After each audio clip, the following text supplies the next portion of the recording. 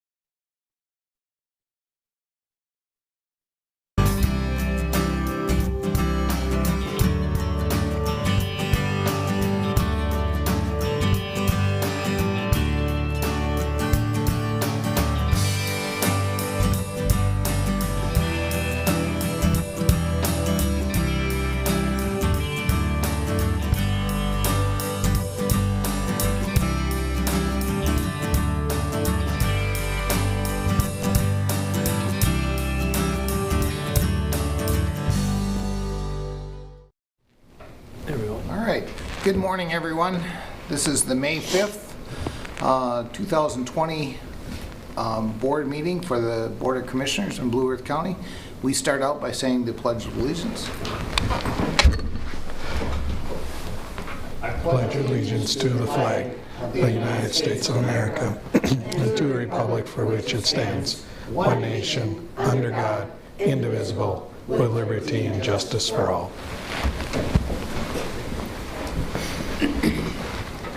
And we'll start with our agenda review. Bob? Mr. Chair and Commissioners, there are no changes to the agenda today. I'll move the agenda. Purvis seconds. Got a motion to approve the agenda with the second. Any questions? All in favor? Oh, well, let's call a roll. Jesse? Commissioner Purvis, Aye. Commissioner People, Aye. Commissioner Brunder, Aye. Commissioner Landcamer. Aye. Chair Stuber. Aye. All right. So we're going to start out with the Small Cities Revolving Loan Program.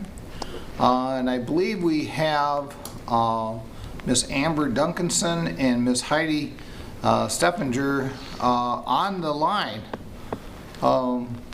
Bob, do you want to start with Well, this? Mr. Chair and Commissioners, this is a Small Cities Revolving Loan application for Heidi Stevemer. I'm a certified nurse practitioner. The request is a $38,000 Small City Revolving Loan grant. And so as you said, Amber Duncanson, the Mapleton City Clerk, as well as Heidi Stevemer, should be on the line, and I'll turn it over to them. Good morning. Good morning. This is Heidi.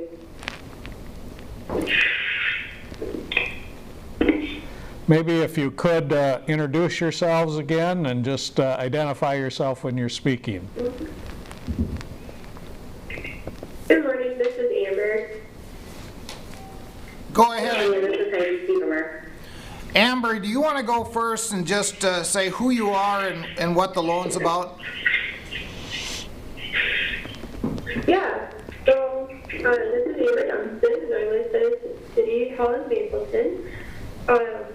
So Heidi requested a loan through the Small Cities Revolving Loan Request for a startup business. She would like to purchase some new medical equipment and some equipment for lab services. Heidi recently just joined up with our local chiropractor in Mapleton, and those two have been working together to kind of construct this as well. Heidi wanted to introduce herself, give her a little background information. Sure. So this is Heidi Stevemer. As Amber said, I'm a nurse practitioner. Previously worked with Mayo Clinic and then had the opportunity presented to partner with the chiropractic office here in Mapleton.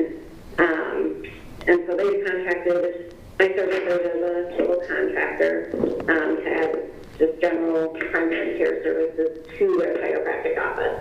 So there's a need in this area for DOT visits, just general primary care.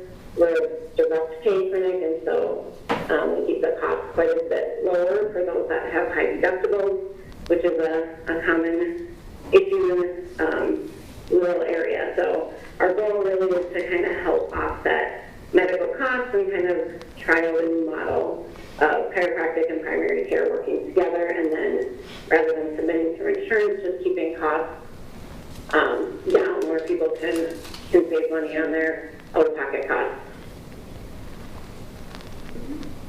All right.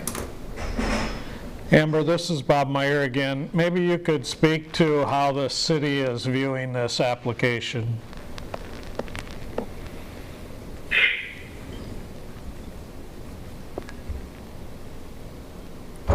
Amber, are you there? Oh, yes, sorry. You want to speak to us how the city is viewing this application? Yeah, so the city, it will go to the city council meeting tonight for approval. Currently, it has been introduced to our EDA, and they approved it there as well. This would be a great addition to our city to have this business in town and give people a second chance or second option for medical advice. Okay. And so this, Mr. Chair and Commissioner, this is a little unusual that we're having the county board address this before the city has addressed it. They did request, though, that the county board take action on it contingent upon City of Mapleton approval. They do believe that they have support on the city council for this, but it will maybe be wise for the county board to make a motion, if there is support for it, contingent upon the city also approving it.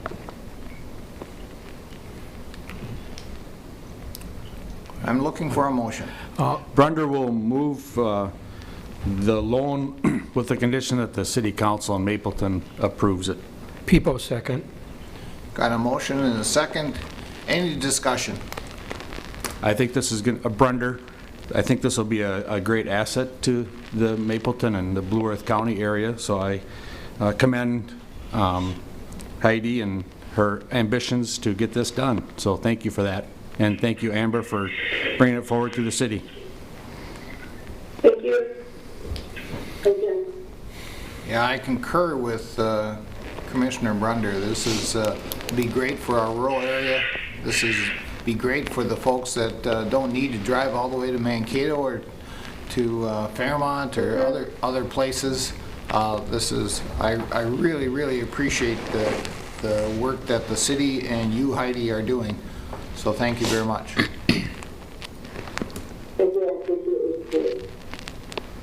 Any more discussion?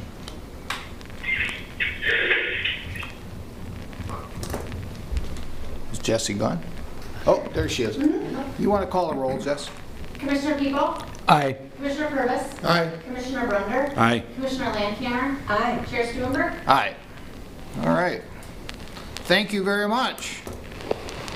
Thank you. Thank you to all of you. We really appreciate the support down here. All right. Good luck. All right. Thank you. Bye-bye. And now we have the Little Lakers Child Care Forgivable Loan. Bob? Mr. Chair and Commissioners, this is an application for the Child Care Forgivable Loan Program from the City of Lake Crystal and specifically Little Lakers Early Learning Center. This is a project that would add a considerable number of child care slots in Lake Crystal, and so I believe Taylor Gronow, the City Administrator for Lake Crystal, is on the line and can present some more information. All right, thank you, Bob, and members of the and commissioners.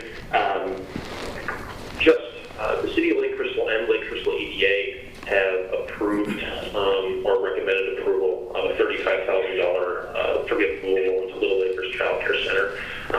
They have for building purchase, construction, and renovation.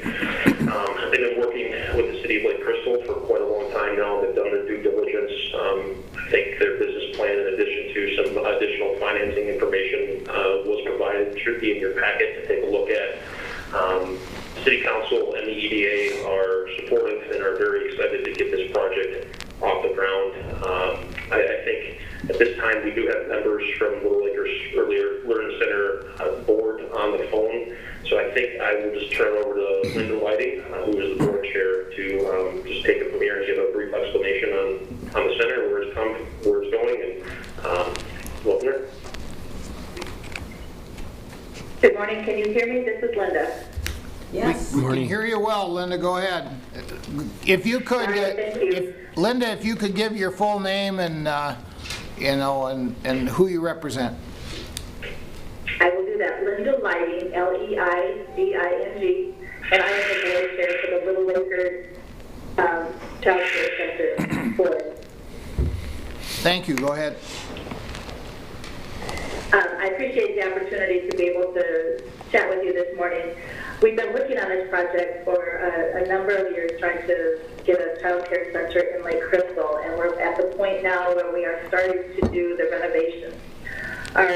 We formed a nonprofit, so Little Lakers Early Learning Center or Child Care Center is a nonprofit. We've applied for a 501c3 application, and we're at the process now of starting to do the renovations.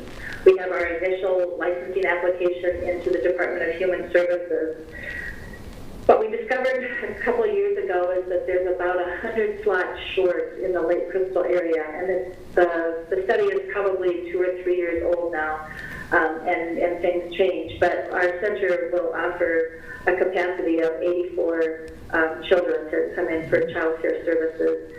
And we look at it as a way of helping to supplement what we have in our community so that people have an option of going to family providers or coming to a center base. And our hope is that we'll continue to be able to support the family providers by providing them with training options, and if they need to have some help when they have to be gone for a couple days, that we could down the line be able to provide some backup for them. So that is our request is for the $35,000 to be able to do the renovations and purchase the equipment that we need to get going. All right. Do we need a motion right away on this, Bob? Or? Certainly would make sense to do so, Mr. Chair. Purvis moves approval. People moves to second. Okay, we got a motion and a second. Any discussion? Mr. Chair, Brunder, we've been talking about this quite a bit at Mayors and Clerks Association, and the City of Lake Crystal has been keeping us up to date. And congratulations, Linda.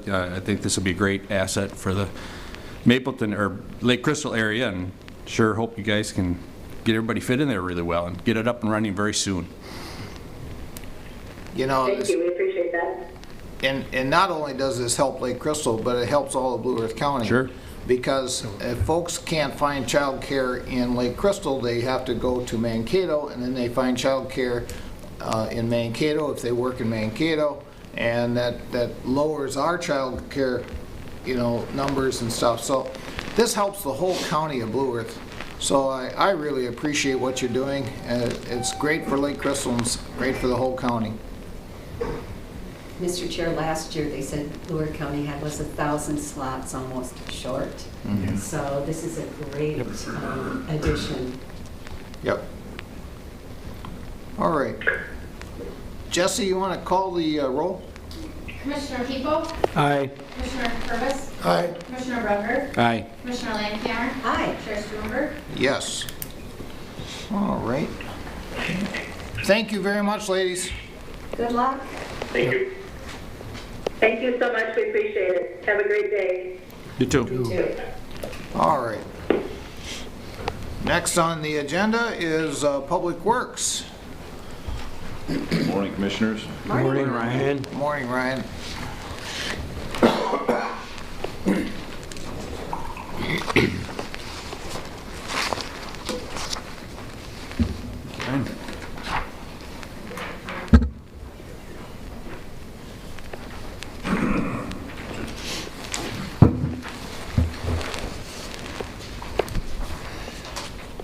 Thank you for some time on this dreary morning.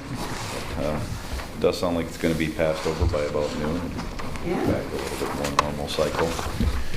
The first action item that we have in front of us today is consideration of bids for state aid project number 007-601-021, which is for the reconstruction of County State Aid Highway 1 in the city of Good Thunder.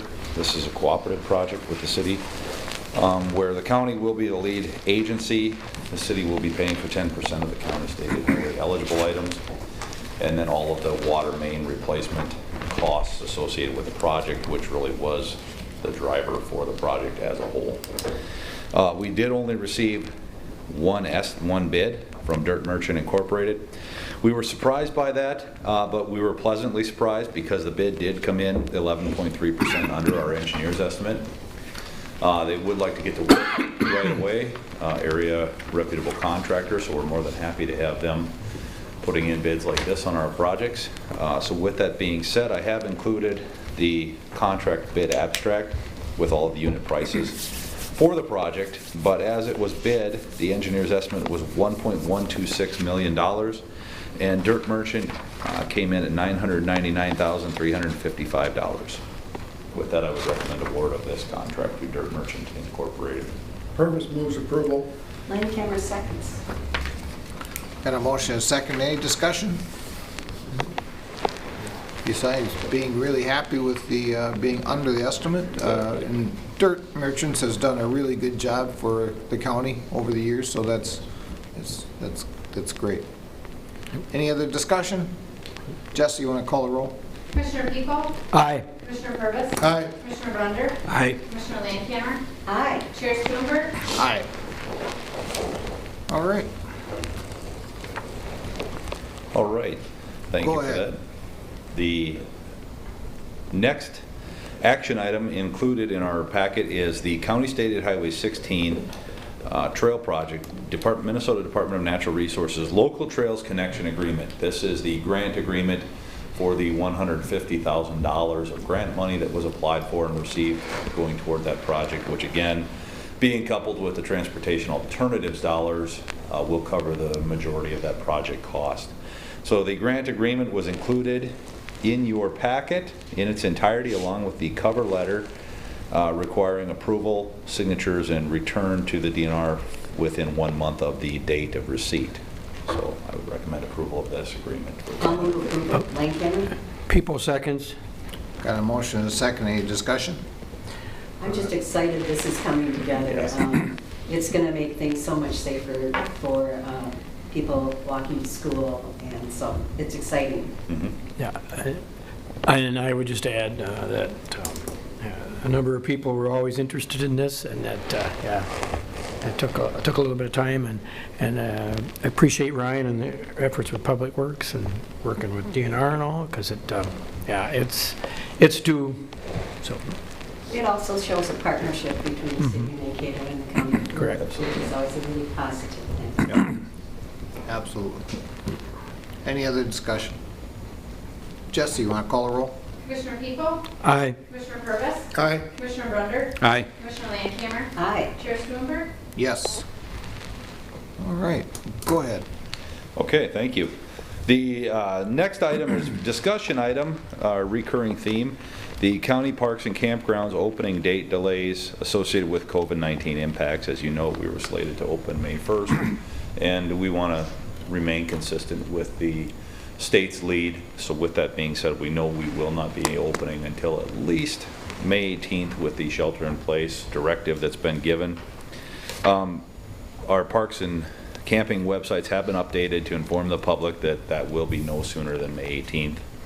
I guess just wanting to foster continued discussion of our opening practices after the shelter-in-place order is lifted, unless the state campgrounds remain closed. My understanding is that the board would like to see the campgrounds opened with some constraints, obviously limiting face-to-face interaction with our caretakers and the park goers, closing off some of the public areas where people will not be able to necessarily control their distancing from other members of the public. So being limiting use of our pavilions to small gatherings. We've already actually taken a lot of the picnic tables, pulled them out of there and put them out in the grassed areas around the park so that maybe you could have 2 picnic tables in a pavilion, but they're separated again by that degree as needed. We will be closing off the beach areas to extent practical. That will be very challenging, obviously, as the weather gets hot. Aside from chain link fence around the entirety, which would be very cost prohibitive, it's going to be tough to keep people out of there, but we've got some caution tape and fence posts is our approach for the time being. We do have the boat landings open, knowing that fishing opener is coming this upcoming weekend, I believe. So we're trying to make those provisions. The one thing I guess I know in our previous discussions, the board had perhaps mentioned the idea of separating campsites and only allowing occupancy of every other campsite. I guess after speaking with staff and our caretakers, there is considerable concern if the county wants to take that approach, because our reservation window has been open since March 1st. Memorial Day. Who do you eliminate? Exactly. How do we pick the winners and losers? You've got families that book 6 sites in a row. So and we are able, our sites are at least 10 feet from camper to camper. Mm-hmm. So if people stay on their site, they are able to observe, the necessary distancing. So with that being said, that's going to be a problem unless you were to just kick everybody out and make everybody reapply for spots, which you can imagine how well that would go over. So. Mr. Chair, I think this is a great discussion for our next work session. I think digging into all the issues. The other night I was talking to a woman who was my counterpart at USDA, and she's now the head of DNR in Illinois. And they're starting to open their parks, but trying to figure out how to work through that process too. So I think. Okay. And we might know more about, yep. I know the 18th is a ways away, but we might have more information between now and next Tuesday when we do the work session. Yep. I think it's much more, as you were saying, much more complex than we actually thought it was in the beginning. Absolutely. Yep, and I just wanted to keep the conversation. Well, I think it's important. Yeah. Thank you. There's a lot of factors here. Obviously, the state of Minnesota and the vacations in the park, us in southern Minnesota don't have the same issues that they have in northern Minnesota, where it's their big money maker is the people coming up camping. But I agree with Colleen that we should wait until next Tuesday and talk about this in the work session. I have a hard time believing they won't open it up for Memorial Weekend, but I do think we have to make some different things for, like, the bathrooms and the, yes. Yep. And whether we even put it down and close the bathrooms off and put down porta potties instead, that they can only use one person at a time. Mm-hmm. I don't want to see 4 or 5 people inside a restroom. Yep. I think that's you're Yeah, we did taking talk. away all what we're trying to achieve. Yep, and on that note, I know we talked with the caretakers and with park staff, and we think it'd be easy just to put a single slide deadbolt on the interior of the building temporarily, so that when one person is occupying that bathhouse, you know, and using it, they'd be able to lock it, use it, leave, and then it'd be on a single occupancy basis. Now, obviously, that wouldn't prohibit families, but we could attempt to put signage up, and it's going to be fluid. You're right. And you know, there's gonna be no- families it's fine. I mean, Yep. families are going to do this at home. So Yep. I mean, that's not. And then but I think that would be a good part. You know, if somebody's concerned, they can go in, they can lock it. They don't have to worry. Absolutely. I can put together a bit of a summary if that's something we'd like to continue discussion on, and what our planned practices are within the parks. I know we've discussed them verbally, and I'll put them to paper for next go-round. All right, and we'll talk to you next Tuesday about it. Sounds good. Thank you. Informational items, please jump in as we go with any questions or comments that you may have. CASA 10 from east of Vernon Center to CASA 1. Mathewitz Construction is required to complete tree removals by May 31st. So we'll see that work beginning. That's, again, to be in concurrence with the northern long-eared bat, threatening endangered species protection. The grading work is expected to begin in June. They've got some projects that they're wanting to focus their efforts on now, and then hit that in June so that they can have full forces working on the project. Very similar project, again, to 14 that they did last year, and that went very well. So pretty confident, as long as Mother Nature is moderately cooperative, that we'll be just fine with that schedule. It's certainly what they've laid out is within the working days that we have allotted them for the contract. The 2020 bituminous overlay contract is underway. They began paving yesterday on County State Aid Highway 14. Ulen Brothers is actually subcontracting that stretch from Minnesota Paving Materials. They should have it wrapped up probably Thursday with the final pavement and shouldering. And then Minnesota Paving, I still want to say Southern Minnesota Construction from the long history. Minnesota Paving and Materials will begin their work approximately Wednesday or Thursday on their roads that they're going to be paving. So it'll be good to have that underway and getting our folks outside with some fresh air. County State Highway 1 from 9 to 90 in the surcharge area. Believe it or not, I have good news. We did receive the Army Corps of Engineers permit. All right. So we are authorized to proceed with the surcharge work finally. Unfortunately, as we know, it was a significant delay, but we are there. So we've been coordinating with Mathewitz Construction. They are likely to start the surcharge work when they begin working on CASA 10 so that they can utilize minimum additional mobilizations for their equipment and their staff, because it's kind of a go to work for a day and a half, 2 days, let it sit for 10, come back as they place those surcharge lifts. So that should begin in June parallel with CASA 10. So we're very excited for that, and then moving forward with the next phases. I'm sure Again, I'll be hearing about this. I have some folks in church that live down that area, and they always tell me about County Road 1. And Yes, we're excited to get that last phase completed of the Turnback project. It's been quite a battle over the last almost 6-7 years at this point that we've been working on that challenging project. CASA 27 from 17 to 2. Right-of-way acquisition is going fairly well given the circumstances and the limitations that we placed on staff for meeting in person with folks. Now that it's nicer outside, we are finding more opportunities for them to go out and meet on site with the landowners, also secure some signatures as necessary. So we've met with the majority of the people and provided the written offers. We've signed about a third to a half of the folks, so that's pretty good that we've got offers out on the majority. One of the big hurdles on the north end is the Great River Energy transmission line relocation. A lot of the people up there are not wanting to sign until they know where those large transmission line poles are going to go, if it's going to massacre their front yard trees or be right in front of their house. So they're wanting to know that. We're working with Great River Energy. We just received the design yesterday. that's a significant impact on overall project schedule and overall project cost.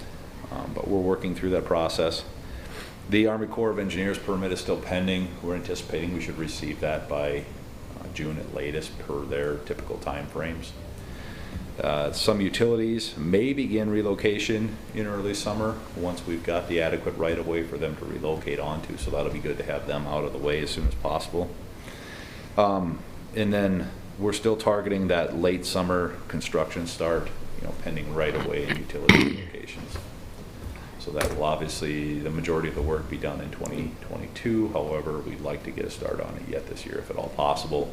And we will be checking with area contractors that we typically submit these projects to ensure that they have capacity, because if we put a bid out there and they don't have capacity or interest, it's kind of a waste of time, or we're going to see bids that aren't really reflective of what the project cost should be.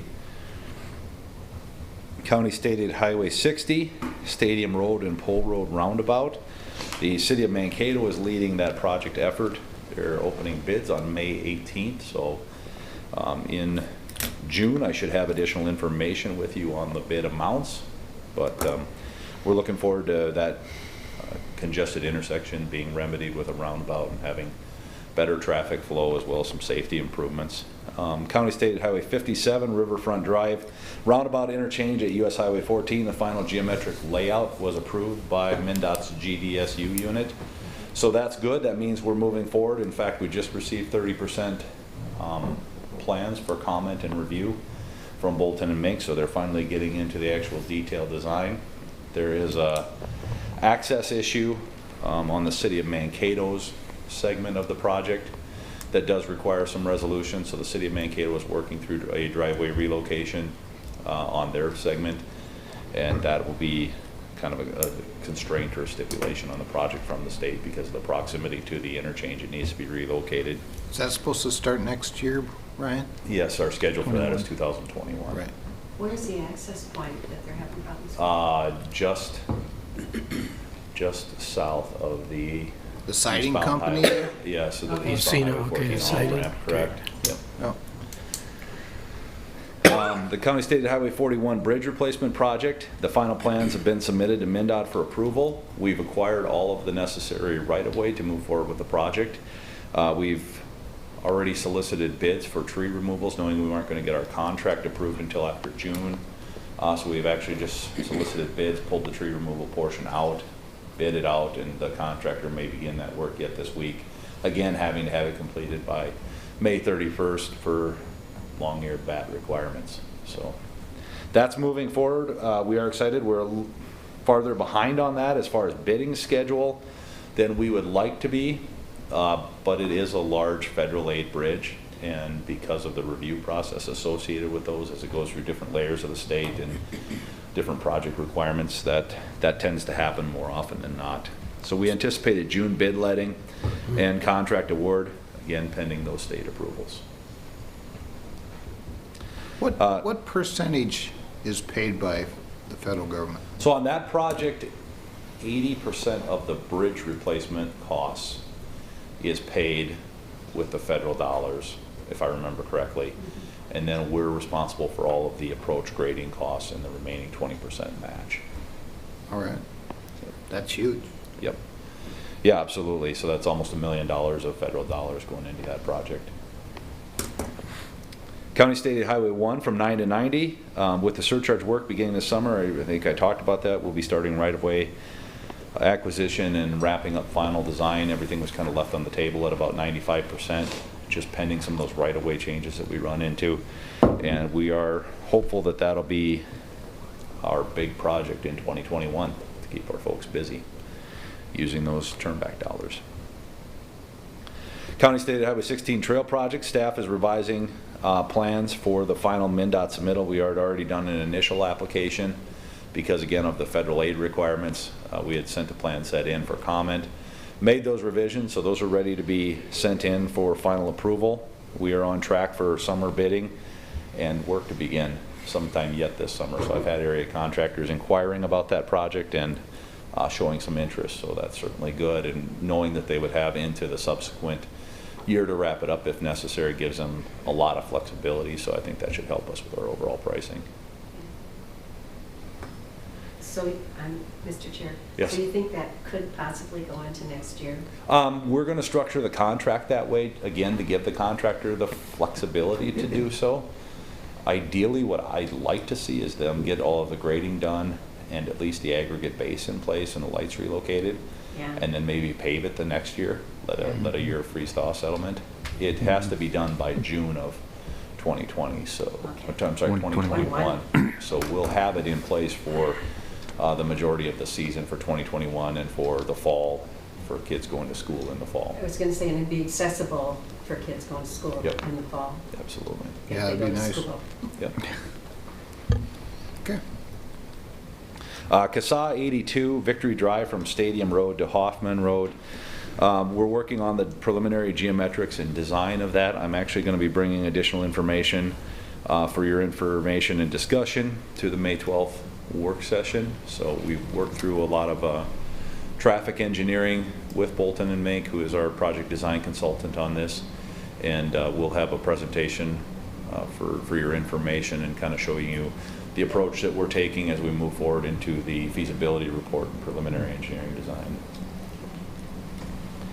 And last but not least, the CASA 27 in the city of Eagle Lake water main replacement project. We had a discussion about a week and a half ago between the city's engineer, myself, and the city administrator. They are going to attempt to move forward with the project in 2020 if feasible.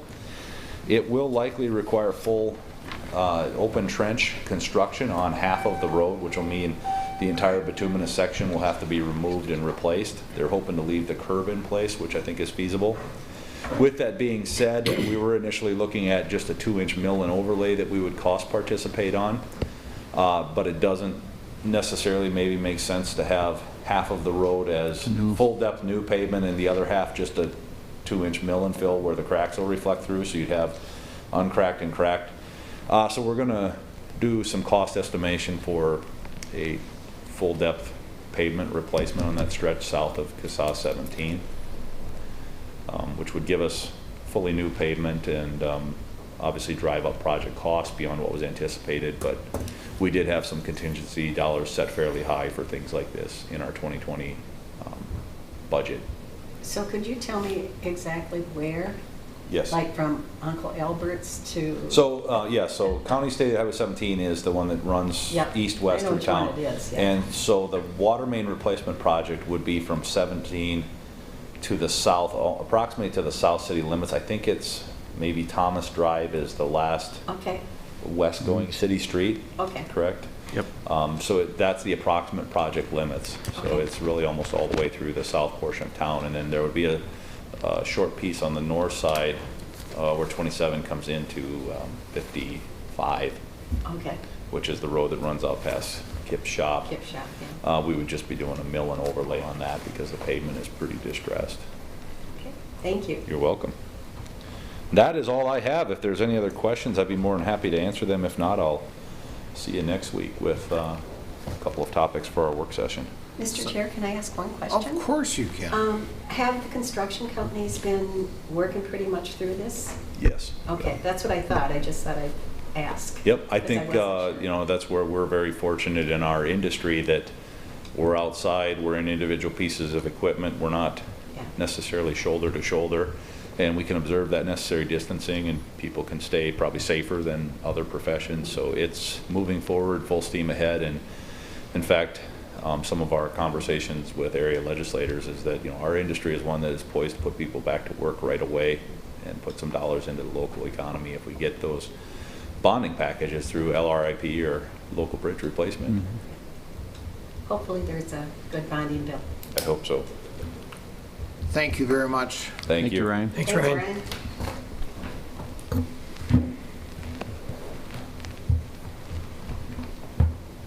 All right. And now we're going to talk with Ryan Henniker.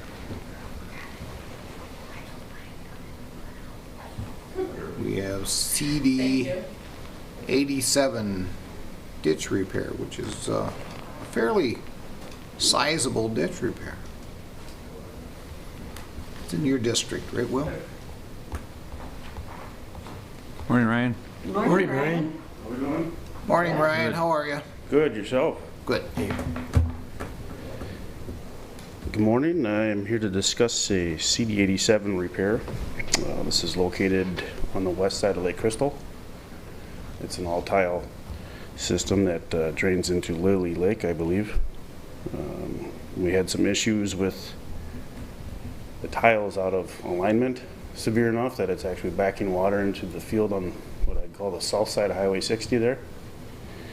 If you've driven by, you can see the lake lately. So we put out multiple requests for bids to do directional boring. Obviously, it's under Highway 60, so you're not going to open cut and put a new pipe in. No one responded, minus GM Contracting. So everybody's too busy. So we accepted the estimate from GM Contracting at $102,763. So this is to bore a brand new 15-inch pipe underneath Highway 60 from right away to right away. So Okay. so Is that's that above or below estimate?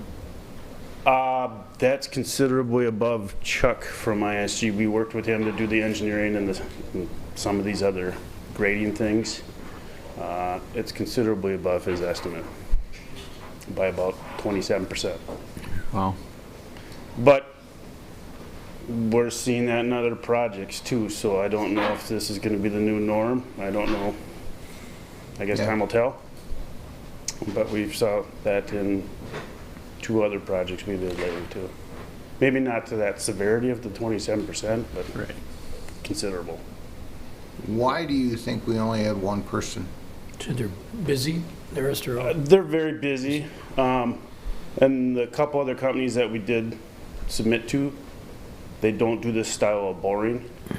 So it's very specialized because there's next to no grade. You have to have a pretty good contractor to put a 1% slope on 240 feet of pipe under a road.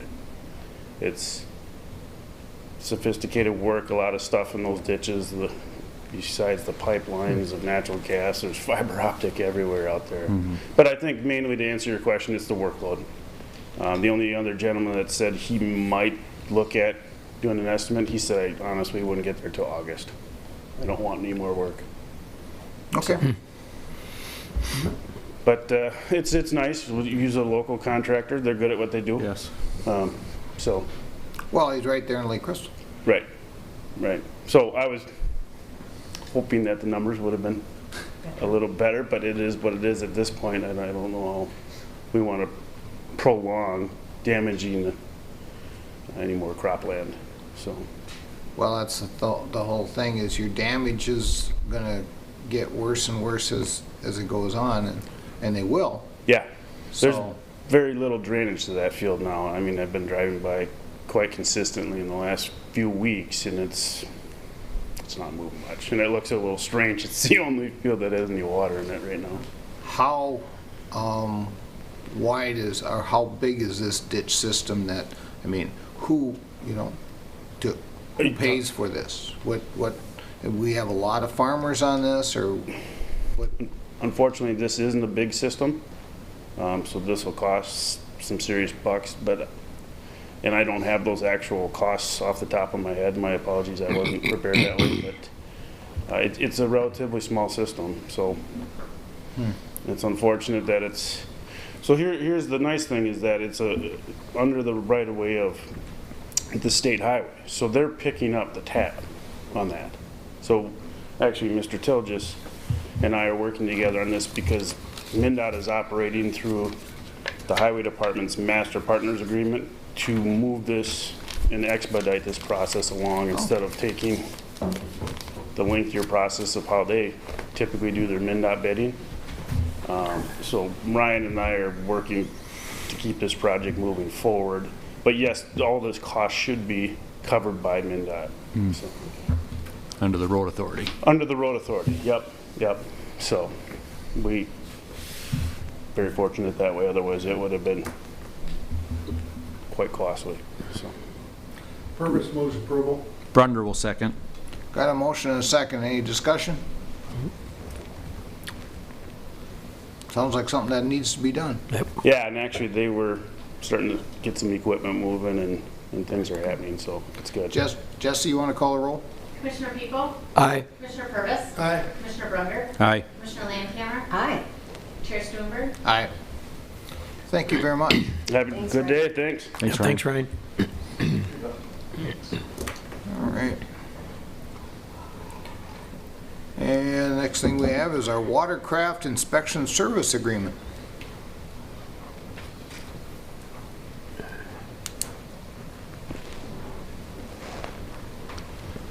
Hi, Mike. Michael? Good morning, everyone. Mr. Chair, Commissioners. We are bringing forward a continuation of the discussion we've been having regarding property tax relief by... Mike, we're going to start with the watercraft inspection. Oh, you want to start with that one? Okay, all right, very good. Sorry about that. So yes, so that item is listed and provided in the board packet. This is a new contract with a different vendor, different contractor. However, it's the same program that we've been operating for the last several years. We switched companies here just to hopefully get a little better level of service. This company does work with many other counties throughout the state, has a good reputation for that. And the cost is all going to be absorbed by the AIS, the Aquatic Invasive Species Grant that we have available to us. So I don't know if we have any questions regarding that. If there's anything in particular you'd want to know, I can answer those. Brunder will move approval. Landcamer seconds. Got a motion and a second. Any discussion? I don't have any questions. Seems to be working, so seems they're doing good inspection. Yep, and it seems the last report I saw that we have like 50% more fishing licenses going out this year than has gone out in years past. So we have a lot more people out on those lakes. Yeah. So we need to have good inspections done so we don't send stuff from lake to lake. So Exactly right. The contractor was very worried that she wasn't going to be able to get the inspectors trained in time to pick up all of that demand. But it sounds like the DNR has now rolled out some online training, so we'll be able to get those folks moving. I think they've got a tentative start date for the 8th. Is that this coming? Yeah. It's the 5th, so This- that's yeah. Friday. Yeah, so it's coming up very soon for them to get out there and going. So. Very good. Jess, you want to call the roll? Commissioner People? Aye. Commissioner Purvis? Aye. Commissioner Brunder? Aye. Commissioner Landcamer? Aye. Chair Stuenberg? Aye. All right, now we can talk about the property tax relief. Sorry, can you tell what I've been working on all morning? Kind of forgot we have other operations that we've got going on here. So now we can continue the discussion that we've been having the last several weeks regarding property tax relief through a waived late payment penalty. And what we have in the board packet for you is an updated to that memo. It should be looking very, very similar to what you've seen the last couple of times we've met. With the changes here incorporating our discussion regarding those property tax payments where that first half is greater than $50,000 and how to handle that and work through that. So we believe we've come up with a good option there. And then we've also just made some of those other adjustments necessary to the resolution. So Mr. Chair, if you want to handle questions first rather than me running through that, since we've talked about a lot of this already, or if you want me to go through it, I'm at your discretion there. You know, the question I had was already answered. I had one constituent that requested to have their debit card, like if they paid by debit card, that we wouldn't charge that. Obviously, if it's over, the $50,000, it's a substantial amount. If you pay by credit card or debit card, it turns out it's against the law for us not to charge that. So that was a good answer. I could email the person back and say, hey, that's something we could look at, but it's we can't by state law. Correct. So that's that's the only question that I had. Otherwise, I think we worked extensively on this on work sessions. So, but anybody else? I have one question, Mr. Chair. I'd like to see the final form before it goes out. And I know that we saw portions of it the other day. I just didn't know if it had been changed at all. Oh, I don't think we saw the over 50,000 part. No, we so- didn't. Correct. We didn't. Yep, so the online form is updated. We sent out a preview link, I think. I did not send it out because I attempted it last night and I had some trouble with it, so I have not shared that. Okay, all right, we do have a preview link if you wanted to take a look at it. Otherwise, what I've got in front of you right now is the printed version of that, so it has the same questions and the way that people would work through it. So the big difference from last discussion is if you'd flip it over, is where the commercial, the $50,000 questions come into play. So the form walks you through that, and as you're clicking yeses and nos to those boxes, when you get to that point where your taxes are over $50,000, it'll say, okay, now I need you to make these 2 additional statements and then provide a write-up, which was the direction of the board, that somebody actually explain it so that we could respond to that as necessary. Good.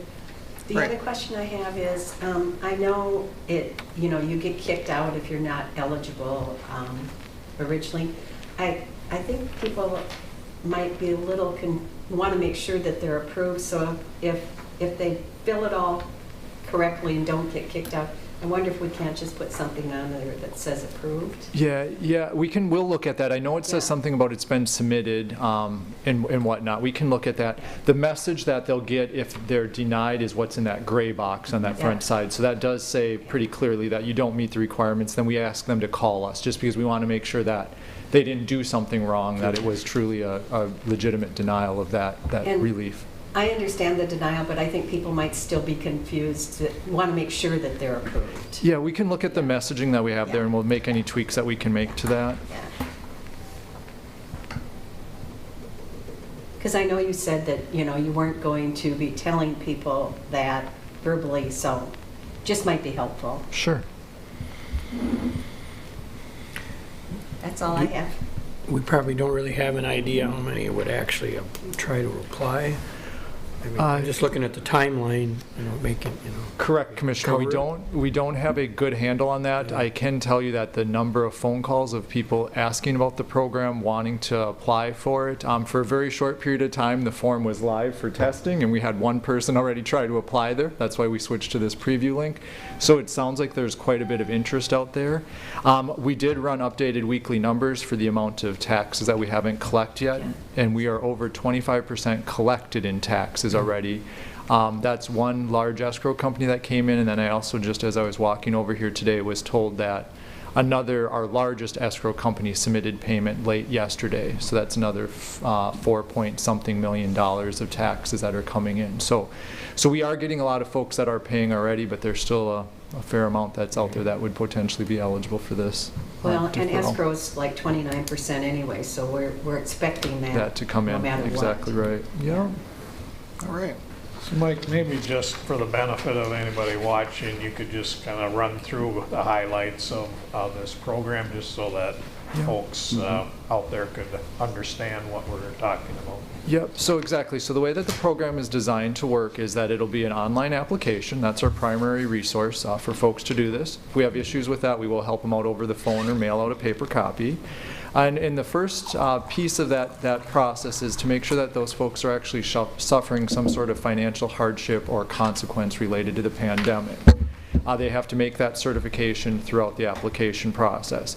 Because the direction we're hearing from the board is that if folks have the ability to pay, we're asking them to pay timely, because those dollars are important to supporting our local communities and our activities. So that's where we start from. And then what we do is we work through that application with the property owner, with the taxpayer, collecting some information on them as an individual, phone numbers, addresses, and parcel numbers, just so that we can track that correctly and waive that penalty when they would make payment. Once we've collected that background information, we're going to have that person answer a question as to whether or not the property is escrowed. If the property is not escrowed, they are eligible to move on in the application process. The next question is going to be if they are a owner of public utility or railroad property. That's very rare. Most folks will not check that yes. So we assume that that's going to be a no for those folks, and they're able to move on to that next question. That's where we get into the first half of the property taxes due. We're directing people to look at the actual stub of their property tax statement, assuming that that's available to them as they're getting ready to pay or considering paying. It's also available on our website, which we've linked to. And so the question there is if the property taxes on that first half stub are up to and including the $50,000, they get to move through just to a certification step. If their property taxes are over $50,000, then they have to answer a few additional questions as directed by the board. Those additional questions are related to who's responsible for paying those property taxes, and if the business responsible for paying those property taxes experienced a full or partial reduction or a suspension of services or operations as a result of the governor's stay-at-home order. And the reason that the board wanted us to add that question, my understanding of that was that we wanted to show that there was some sort of impact directly tied to the business operations with the stay-at-home order. So if that, in that instance, that business is going to have to check yes to that. And if they check yes to that, then they meet the second part of that provision, which is that they've experienced a gross reduction, a reduction in gross receipts of at least 25% in any 30-day period from March 1st through May 15th compared to that same 30-day period in 2019. That was a suggestion actually from Greater Mankato Growth in terms of a way to capture that financial impact, a direct financial impact for that business property taxpayer. And what that does is it's not something that we're going to audit. We're not going to pull out a calculator and check that. We're asking the business to certify that to us. So we're not collecting any data from them in that regard. What they're doing is they're looking at a 30-day window of operations and comparing their gross receipts from this 30-day period to last year's 30-day period. If they can attest to the fact that that's been reduced by at least 25%, they'll check yes and they'll be eligible for the benefit. Again, those last two questions, those more complex questions, are only tied to those property taxpayers that are $50,000, or excuse me, over $50,000 in that first half stub. So again, that was that 80-some parcels off of that list originally that would potentially have to go through that extra work. Everybody else is just attesting to the escrow piece and the financial hardship suffered by it. So I think we struck a really good balance there of keeping it simple for the majority of folks, but where necessary, getting that additional detail to make sure that that relief is being provided where it best can and balancing it with the needs of our cities, our schools, and our townships. And so just for clarity again, this is a delay in the property tax until July 15th for those people that have been negatively impacted by the pandemic. Exactly right. Then starting July 16th, we will impose that modified penalty schedule, which cuts that rate in half up until that October 1st deadline, where it would revert to the normal penalty structure. So yes, delaying the property tax payment date, phasing in a lowered penalty rate if we need to for folks that don't pay by July 15th, and then reverting to our normal schedule under this resolution as of October 1. Okay. To get more discussion, first we should have a motion. This is Langhammer. I'll move the motion. I'll second the people accept. Okay, we've got a motion and a second. And then, now, do we have any discussion? Just a comment. I'm really glad that Greater Mankato Growth made the suggestion about the percentages because they are our business community. So I think that was a really good thing that we're all working together. And I think we've heard some people upset that they have to fill out a form. I guess the easy way for not having to fill out the form is just to pay your taxes.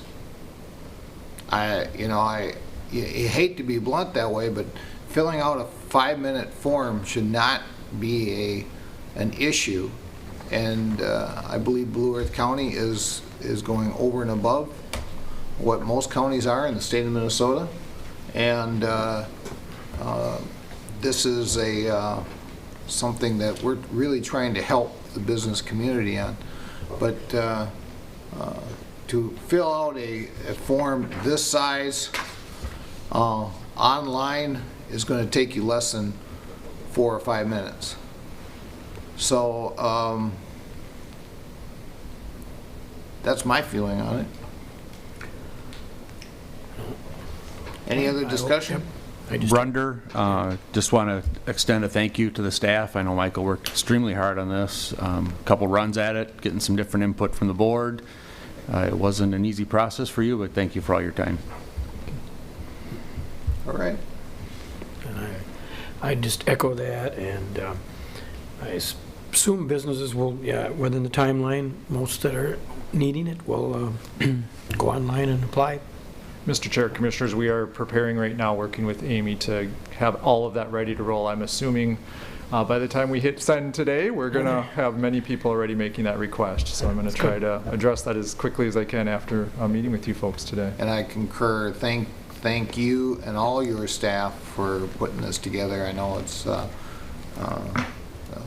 Blue Earth County staff has been working overtime to help with the COVID-19 issues. So thank you very much. Jesse, you want to call the roll? Commissioner People? Aye. Commissioner Purvis? Aye. Commissioner Brunder? Aye. Commissioner Landcamer? Aye. Chair Stuenberg? Aye. Thank you. Thank you very Thanks, much. Mike. Thanks, Michael. Thank you, Michael. All right. And we're speeding right on towards the county attorney's report. Pat? Hi, Pat. Good morning, Pat. Mr. Chair, Commissioners, excuse me. Thank you. The numbers speak for themselves. I'll give you just a little bit of information. What has been going in our office recently, given these times. When the pandemic first broke and we started getting the executive orders and direction from the Minnesota Supreme Court, there were quite a few less hearings. Well, the courts have now implemented hearings by Zoom. On a normal week, we would have probably typically between 80 and 100 pages of printed court calendar, depending on if all the judges were there or if there was a visiting judge. This week going on right now, the printed court calendar is 75 pages. So as far as hearings goes, we're almost back to normal. The cases have still been coming through the door. We've been processing cases. You'll see that there's many new cases that are on the Criminal Complaints Bureau website. Also, bless you. Also last week, as I was sitting in a virtual meeting, I received word from the Minnesota Supreme Court that Blue Earth County has been picked as one of the 6 counties in the state to be the guinea pig, so to speak, or the pilot county to figure out how to proceed forward with jury trials given the social distancing and everything affected with that. So I guess this is one of these situations that we'll start at the beginning and get to the end and figure out what we're going to do in between. But other than that, those are the 2 main things that are going on in our office right now. So many things are back to normal. We've been talking also with court administration on some of the scheduling. We had a meeting just last week for the non-supports and fraternities in particular, and trying to get the magistrate who normally would appear in Blue Earth County 1 day a month. We're going to try to get the magistrate to come here 2 days a month, but to help speed things along, they want the child support officers to physically be present at court. So we're working with that and within those parameters, because they've found that holding those hearings by Zoom are much more time consuming. Normally they would do every 15 minutes. And you'd have people lined up in the hall and just kind of wait, and if you're ready to go and take care of it. But now they're finding that some of these hearings are taking upwards to 30 to 45 minutes because of using the technology and whatnot. So we're getting there. There's, we're down in some areas, but time consuming, we're up in other areas. And so if anybody has any specific questions, concerns, or comments, I'm more than happy to answer anything I can. Mr. Chair, Pat, is that because people aren't used to using the technology, do you think? I think it's just more time consuming by the time, if you have 2 parties, 2 to 3 to 4 attorneys, a child support worker, by the time that you get everybody either called in, because some people, the judges want to call in from the courtroom, some of them are doing the Zoom, some of them are doing a combination of everything, but just trying to coordinate and having everybody on time, so to speak. It's not like the bailiff is in the hallway rousting people saying, get in the courtroom. Okay. It just takes longer for the clerks to get everybody online. Then they have to start recording, and I had a virtual meeting with the judges last week, and because now they're recording all these hearings via Zoom, it's clogging up their technology system, so to speak, and slowing things down. So they're trying to say, well, we'll get everybody logged on, and then we don't have to hit record until we get everybody logged on. So don't hit record at the beginning. Wait until you get everybody. So it's just those little things that are making things a little bit more time-consuming and complicated. I mean, it's not a great, huge stretch, but it's just some of these things end up being more time-consuming. Yeah, I think managing the technology is always kind of challenging. I know I seem to be working off about 5 different platforms, and everyone's different. Yes. And so, where do I mute? Where do I do Right. this? Yeah. So, I was just curious. Thank you. Okay. Oh, thank you. I absolutely agree. Yesterday I had a Zoom in with a Towards Zero Death conference or meeting, and that was so much different than some of the other ones that you do. Do you foresee after we're done with the COVID-19 that there will be a change in the hearings and stuff, and that we use more video afterwards? I think that hopefully, yes. I would hope. I know that court administration has been working with the sheriff's office for quite some time, even before this, to try to at least get ITV in the jail so they don't have to bring some people up and whatnot and make things a little bit more readily available. We've talked before at work sessions and whatnot about the transport officers having to go to Fargo to pick somebody up, or Iowa City, or Sioux Falls. Those types of issues we've been working with court administration routinely on for a number of years now to try to streamline those as much as possible. I think that if you would have talked to the vast majority of people 3 months ago, they would have no idea what Zoom was, and today they're wishing that they would have invested in Zoom. So with the technology available and whatnot, it all just depends.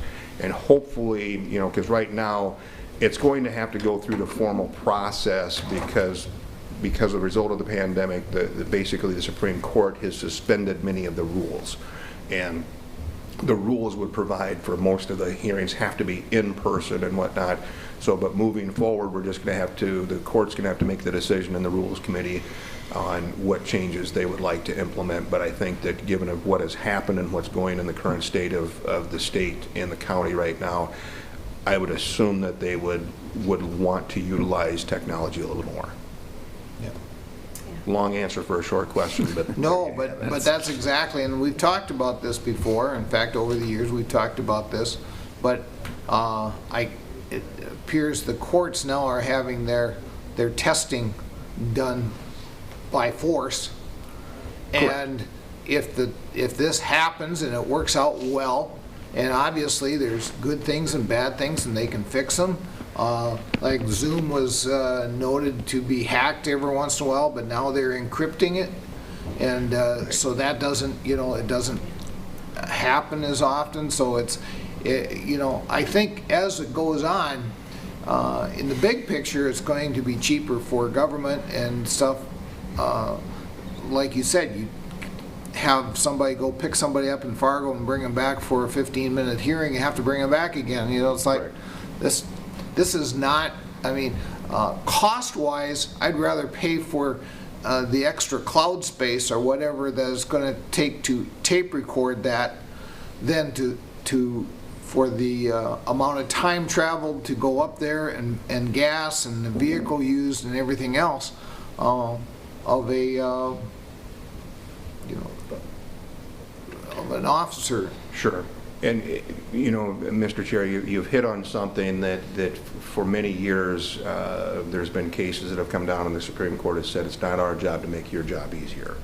And you also have to stop and think, this system was not necessarily built to be efficient, and even the overall systems of the checks and balances of the 3 branches and the checks and balances within the systems and whatnot, and especially in particular the criminal justice system is not meant to be streamlined. It's more about due process and rights of individuals. So it's difficult to be efficient sometimes in a system that was built to be inefficient. So not necessarily be inefficient, but it is when people look at it from the outside saying, why can't you do this, why can't you do that? Because individual rights prevail over the creature comforts and whatnot. So I understand completely where you're coming from, but I always kind of revert back to that. The courts have never been early adopters. No. Let's put it that way. And Commissioner Landcamer, you're 100% correct, because it's times like this, and this popped into my mind as I stand here, is when I was in law school, one of my professors said, if you want to try to figure out what the United States Supreme Court is going to do, try to think like your grandparent. And, you know, and I think we're all kind of closer in that category of trying to, you know, if you talk to the younger generations, they're going to look at us like, what are you thinking that for? So. Well, thank you very much. Good report. It's, Never thought of it that way. Thanks.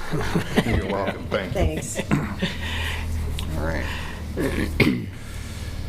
So, get into the minutes, Bob? Mr. Chair and Commissioners, the first item is the county board minutes for April 21st.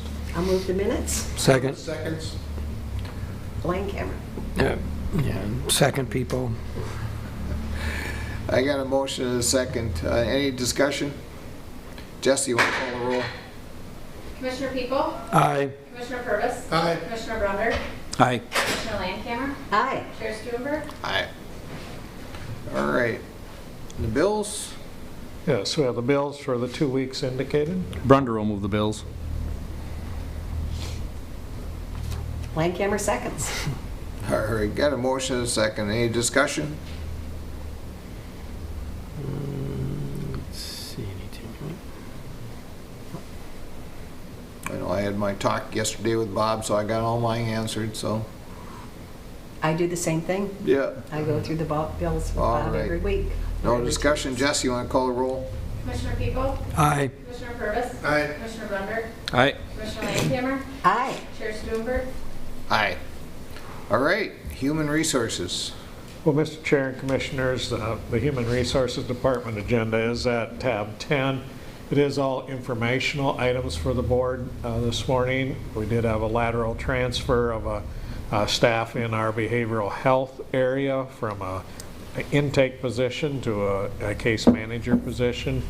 We also had a promotion of our land use specialist to a land use planner, including the feedlots area. Then we also had the promotion of a public health nurse to a program coordinator in that disease prevention and control area, especially important now with the COVID issue that's facing our community. We also did fill a custody officer position. Unfortunately, we also had a resignation of a custody officer, so we continue to struggle there. And then we also had a resignation of a social worker in the Human Services Department. I'd be happy to answer any questions the board might have about any of those items. It sounds like the custody officer went on and got a job as a police officer somewhere, is that correct? That's my understanding. Well, good for that person. And the social worker sounds like she may have got a job in another county? That's correct. Well, good luck to both of them. Good luck to both of them. I'm sorry to see them go, but you certainly understand people that want to improve themselves. Yeah. All right. And setting of the Drainage Authority? Yes, Mr. Chair, this is setting a hearing for County Ditch 34. We're proposing a date of May 19th here at the Historic Courthouse for that improvement petition and final hearing. So would recommend setting that hearing. Brunder will move approval. Purvis seconds. Mr. Chair, I have a question. Go ahead. If the 19th, we're still in a stay-at-home process, what are our plans for this? We will have the go-to meeting option available to the community that would want to provide some public comments, so we would publicize that information. You know, the possibility exists that we could open up this meeting at that time. Seems a little unlikely, and so we are making plans kind of in a dual path to make sure that we're allowing public comment to occur. We'll have at that meeting the planning and zoning report to the board, and so we'll also have to have public hearing availability there, and so we're getting information pulled together. Thank you.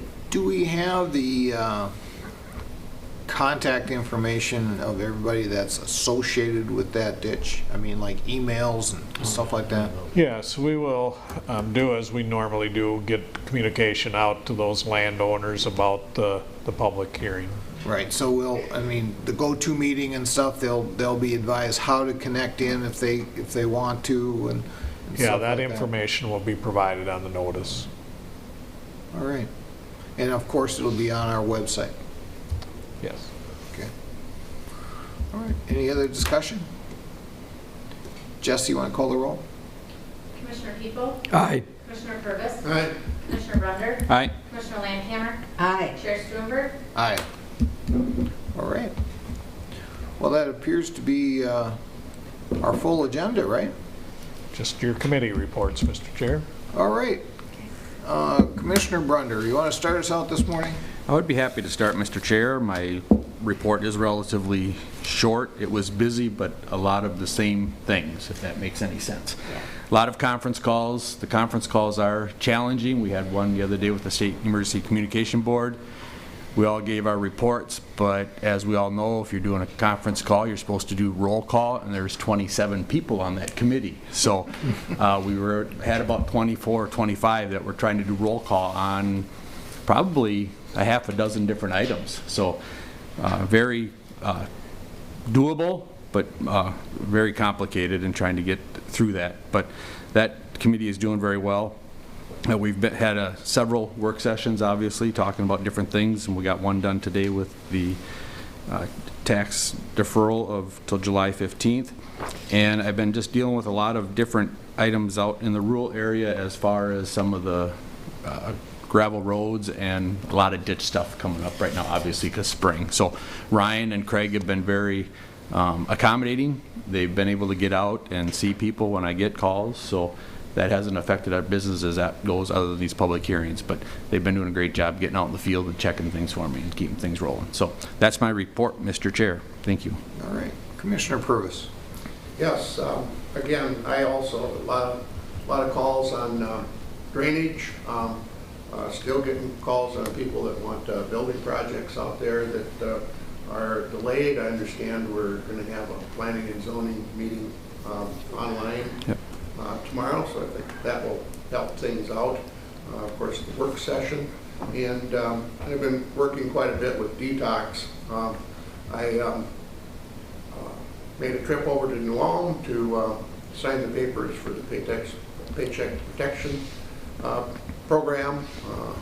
Detox was awarded $148,000 for that, so it'd be very helpful for them. Well, that'd be great. Because of the coronavirus thing, we're only keeping 9 patients instead of the 16 that we normally have at capacity. I've had a personnel committee meeting, and we're in the process of planning for our first Zoom board meeting next Monday. So again, lots of stuff going on, but haven't had to travel to any meetings. All right. Mark. Okay. Yeah, the 23rd did have a Partners for Affordable Housing meeting, and that was Zoom, and it was looking at one of the things we were looking at is changing the name, and so if you have any good ideas, we got different ones. The most popular at this point is just Partners for Housing, but we'll see. Then we did have that work session the 28th, and also updates with like our All Seasons Arena. We had a virtual meeting on that, took care of some items. And then several calls. I had a call like for Maple, for the planning organization. Yeah, mainly some calls, and then just a few of those virtual meetings, and I guess they work. I definitely like getting back to where here at a room. I don't know, it's not the same. You're right. That's my report, Mr. Chairman. Commissioner Landcamer. We had a workshop on the 21st, 22nd. I've been having calls with the White House about every other day as to what they're doing, and with NACO as to legislation that they're trying to move, so it's about every other day. On the 22nd, there was an AMC Transportation Policy Committee, which Vance chaired and Ryan presented at. Nice job by both. Thank you. On the 23rd, I was part of, all of these are webinars, election security with Steve Simon, trying to figure out how they're going to do elections. And the challenge is, what is the legislature going to do? It appears that we're not going to get much out of the Senate for absentee, well, we can still absentee vote, but for vote by mail or anything like that. So just trying to figure out how you don't have a bunch of people in a polling place without social distancing and that type of thing. And where can you have it? I know they're taking up some legislation now about being able to change the polling places, but that doesn't mean it's going to pass. So it's all kind of in limbo for all intents and purposes.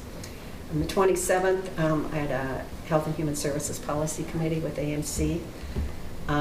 Commissioner Jody Harpstead from Human Services spoke to us, and Commissioner Jan Malcolm as to what's going on there.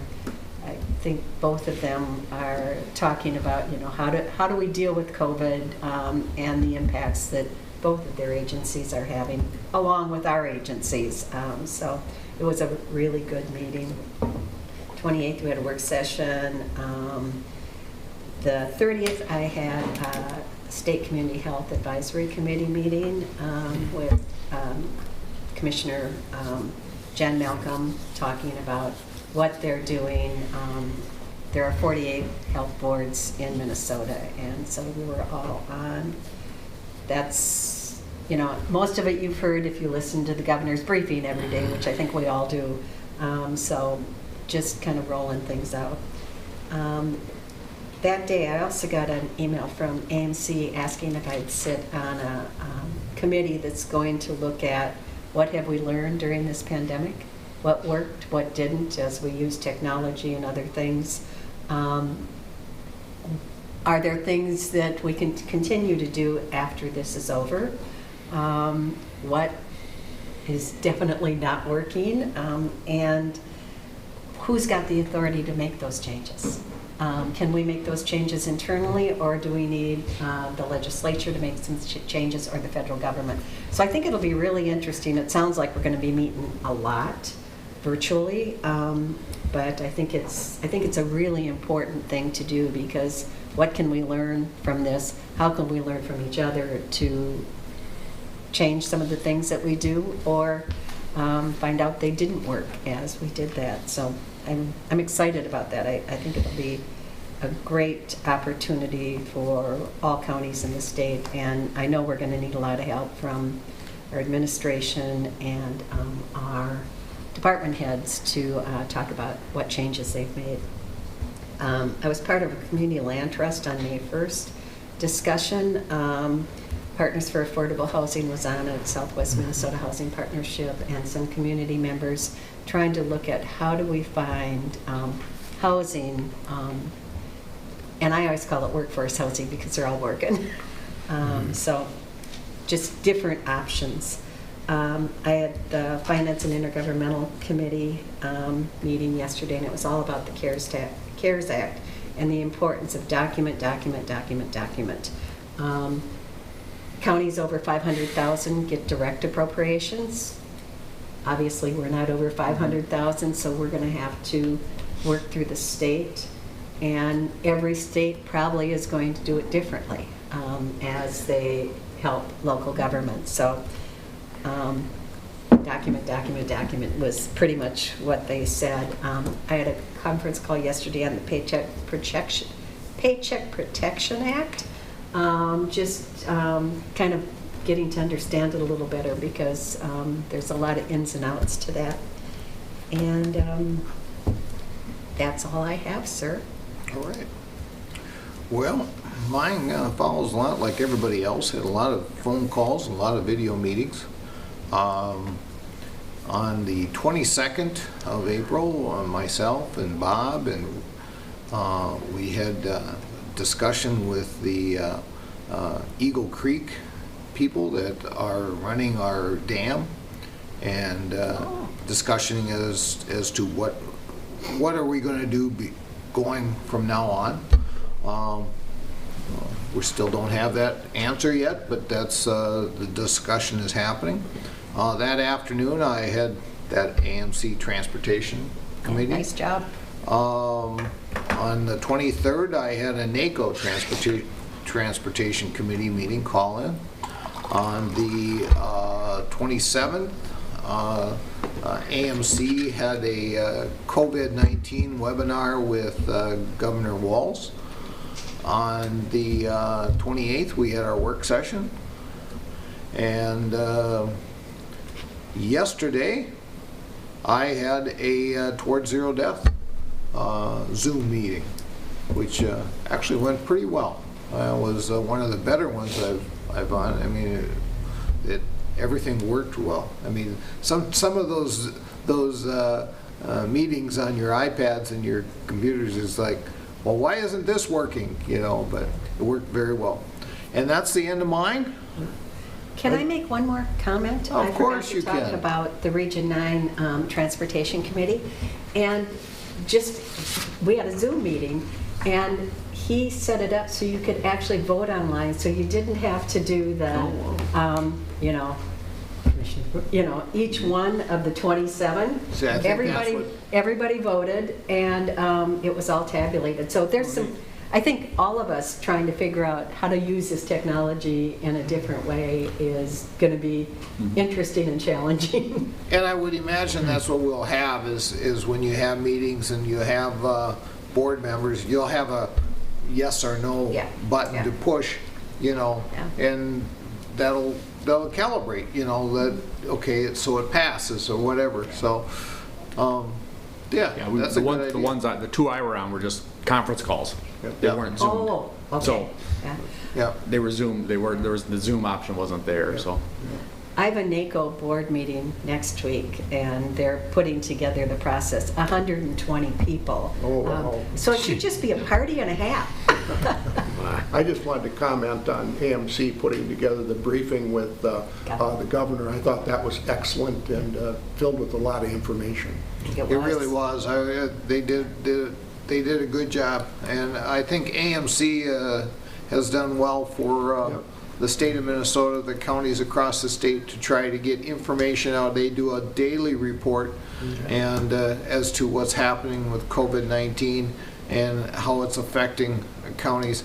And as we've said here, each county is different. Each county is affecting us different than it's affecting our next door neighbors. So, but we have to work together. We have to see what's happening. But no, it's going well. So would somebody like a motion to adjourn? I'd move adjournment. Purvis? People second. Got a motion and a second. Jesse, you want to call the roll? Commissioner People, Aye. Commissioner Purvis, Aye. Commissioner Brunder, Aye. Commissioner Landcamer, Aye. Commissioner Stewart, Aye. Just had to do that.